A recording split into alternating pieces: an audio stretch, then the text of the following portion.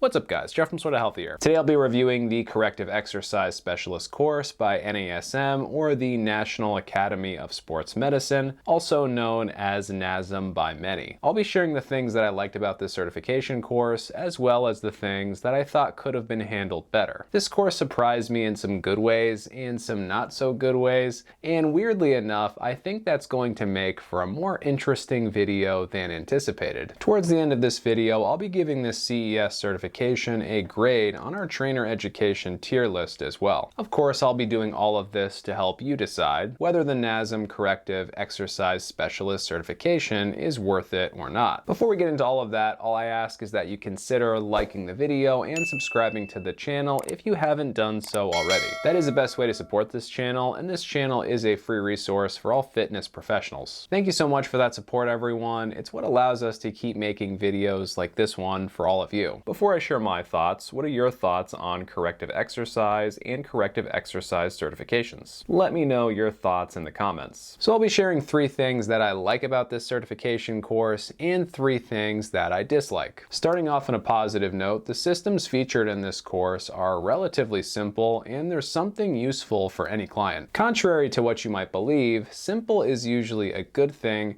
and that's even more true concerning exercise. In this video, there's going to be a few comparisons made between the Corrective Exercise Specialist certification and the FMS, or Functional Movement Screen certifications. FMS has been around for a long time, and the FMS systems are used by trainers, physical therapists, and other health and fitness practitioners to help clients improve their movement quality and potentially reduce chances of injury. The FMS certifications and this NASM one are the most popular corrective exercise certifications. On the surface, the FMS systems seem simple, but as you learn more about the FMS and corrective exercise in general, you will start to learn that all of this stuff can become surprisingly complicated. Even though I think that FMS provides some useful tools, I often find myself wishing their procedures were a bit simpler and quicker when used with general population clients. These NASM corrective exercise assessments and strategies are a bit easier to use compared to what I've seen with the FMS, and that's ultimately a good thing. There are some things that I like better about the FMS as well,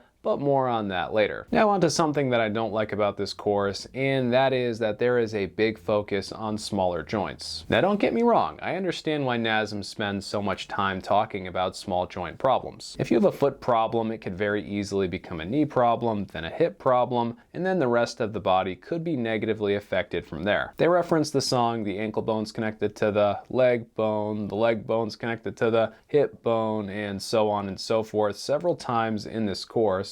And it's true. If you have a problem with one area of the body, it affects everything else. It's all connected. Because of all this, NASM has you do some assessments where it's recommended for your client to be barefoot, and then you'll be analyzing your client's feet. Likewise, there's a good amount of info on wrist/elbow and neck/cervical assessments and exercises as well. Keep in mind that I don't have a huge problem with any of that. That said, I will tell you firsthand, when a client is seeing you for a broad goal like weight loss or strength gain, it's pretty tough to include small joint corrective exercises. Think about it this way, you're going to have a very limited amount of time working with a client. When it comes to your services, they're really only going to care about a few things, and their perception of everything going on really matters. Of course, they're going to care about achieving their goals, they're going to care about not getting injured or preventing injury, and they're going to care about how engaging their sessions are. I did just mention they're going to care about preventing injury, and in fairness to NASM, corrective exercises could help with that. But where corrective exercises for the hips, knees, and shoulder/thoracic area tend to incorporate many muscle groups and serve as good warm-ups for clients, many of these small joint correctives don't make good warm-ups. This short foot exercise where all you're doing is raising your foot arch like this while relaxing your toes, well, where the hell am I supposed to put this in my session? I know where NASM would tell me to put it, but in all seriousness, I'm not putting this into my clients' workouts, and unless you're in a very unique training setting, you probably shouldn't either. If your client's arch is collapsing, maybe try to assign this one as homework. I wouldn't recommend lowering your perceived value by doing this in an actual actual session. I could share more examples of corrective exercise recommendations that seem great in a textbook, but will probably have very little use in a personal training setting, but I think that's unnecessary. Basically, in my opinion, they should have spent more time focusing on improving total body movement patterns and less time focusing on the smaller joints like you're seeing in both of these two activate corrective exercises right here. Back on to a more positive note now. NASM continues to bring their A game with really good book, video, and quiz content. I felt very engaged the entire time that I was going through this course. Maybe that's just because I'm into this stuff. I'm kind of a nerd for corrective exercise and movement patterns, but something tells me NASM has also just gotten really good at formatting these courses in such a way where going through them almost feels like completing a game. I've done a lot of courses like this one, and I'm not gonna lie to you guys, most of them are boring as hell. This one was rarely boring, to me anyways, and that's a big win for NASM. The presenters all did a good job here, especially Rick Ritchie. I've tried to get into NASM's YouTube content, which Rick is a really big part of,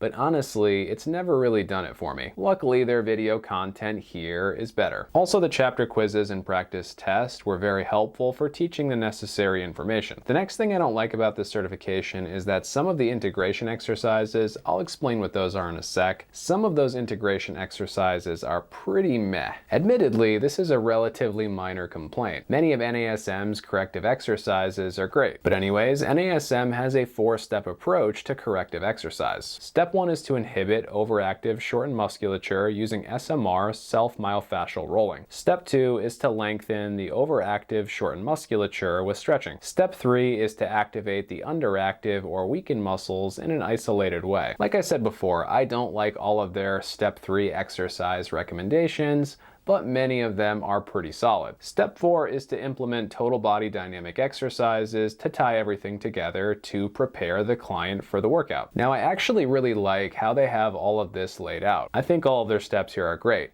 This is the kind of stuff that I've been using with clients for a long time, well before I completed this certification, and of course, it's what I'll continue to use with clients after completing the certification. That said, just like I think some of their Activate exercises don't fit well into most training sessions, I have issue with some of their Integrate exercises as well, just for a different reason. I'm not really sure the best way to say this, but some of their exercises are just kind of silly. At some point, NASM bought into the whole functional exercise fad, and in some ways, it still feels like they're stuck there. But let me ask you this, what is a functional exercise? Because to me, a functional exercise is something that has real-world carryover.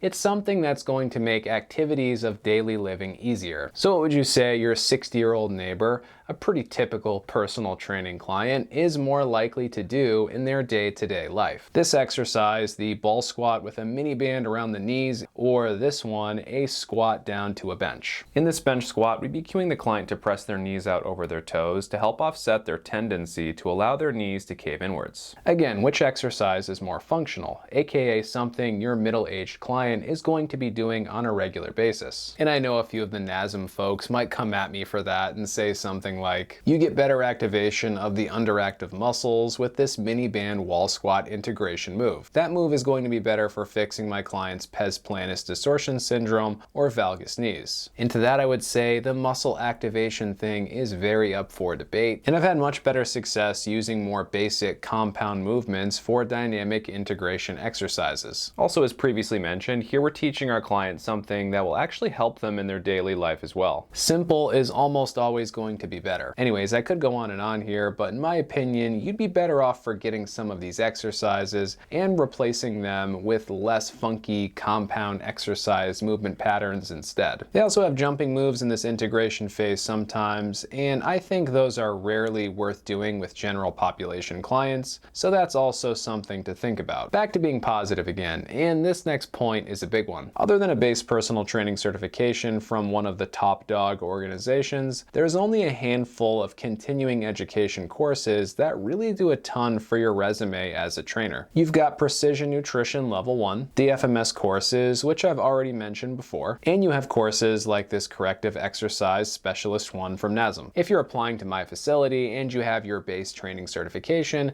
plus any of these three, you're not only more likely to get hired in the first place, but you'll probably make a bit more money too once I hire you. The reasons why myself or someone like me would take you more seriously if you have this certification are: 1, it shows you've invested a significant amount of time and money into your education, and it's a little bit beyond what I'd expect from a total beginner. 2, it shows that you were smart enough to complete and pass a slightly higher level training course. 3, if you chose this course, you actually chose one that contains information that's usable when working with general population clients. And now we're moving on to the last thing that I dislike about this CES certification. Just like before, this is a relatively minor complaint, but basically I would have liked a chapter that better tied everything together. Sometimes after going through a course like this one, I think it's tough to know exactly where to begin. How do I go about putting all of this newly acquired knowledge into practice when working with actual clients? Even me, someone who's been a trainer for over 10 years and has done a lot of corrective exercise with clients over the years, I did feel this way a little bit after going through this course. To remedy this situation, all I really think NASM should have included was a chapter with some case studies. I want a chapter with 5 to 10 hypothetical clients who each have a bunch of different things going on. Some of those clients will have pes planus distortion syndrome, some of them will have overly kyphotic postures, and so on and so forth. Of course, all of these clients will have different goals and capabilities too. Then, in that hypothetical chapter, I want Rick or whoever to take me through the 4 stages, which again, I'm showing you right now. NASM should have had a full chapter like that at the end with good text and video breakdowns for everything. They do have some diagrams at the end of certain chapters that go into this a bit, and maybe they go into it a little bit more in their premium content, but still, this should have really been a full chapter in the actual course. Oh well, I guess it really just opens up the door for people like myself to put that kind of content out there. As far as the test goes, it's 100 multiple choice questions and you need to get 70% or higher to pass. You have 3 tries to pass and the test is open book, but you only have 90 minutes to complete the exam. I think most people are going to find this exam pretty challenging, so make sure you review the material carefully and complete all the practice quizzes and the practice test multiple times. I'll be releasing a study guide video on what I think you should study to best absorb the material and pass the exam soon, so make sure you stay tuned for that. I definitely think the pros outweigh the cons when it comes to this course. If you implement these strategies, I have no doubt that most of your clients are going to move better and feel better.